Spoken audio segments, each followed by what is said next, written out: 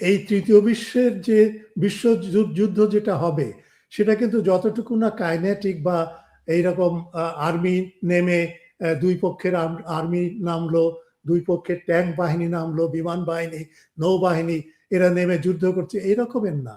এরকমের নাও হতে পারে, হতেও পারে, নাও হতে পারে। কিন্তু যে যুদ্ধটা চলছে এখন সেটা হচ্ছে অর্থনৈতিক যুদ্ধ, সম্পদের উপরে নিয়ন্ত্রণ রাখার জন্যে সংগ্রাম এবং যুদ্ধ। সুতরাং সেই যুদ্ধটা কিন্তু যে কোনোভাবেই আমরা দেখি না কেন, মূল্যায়ন করি না কেন, সেটা কিন্তু ইতিমধ্যে শুরু হয়ে গেছে সম্পদ নিয়ে, এবং খনিজ সম্পদ বিশেষ করে নিয়ে কে কোনটা দখল করবে।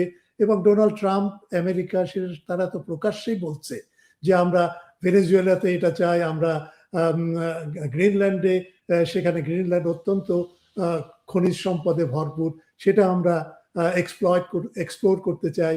আমরা ইরানকে চাই, ইরানের তেলের জন্য আমরা ইরানকে চাই, আমরা আরো অন্যান্য দেশকে চাই, রাশিয়াকে আমরা টুকরো টুকরো করে ভেঙে ফেলতে চাই, কারণ রাশিয়ার সম্পদ, প্রচুর সম্পদ আছে।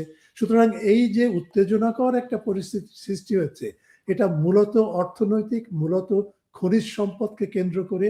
কিন্তু তার অর্থ এই না যে এটা কেবলমাত্র ওই যে অর্থনৈতিক সীমাবদ্ধতার ভেতরে মানে নিয়ন্ত্রিত থাকবে।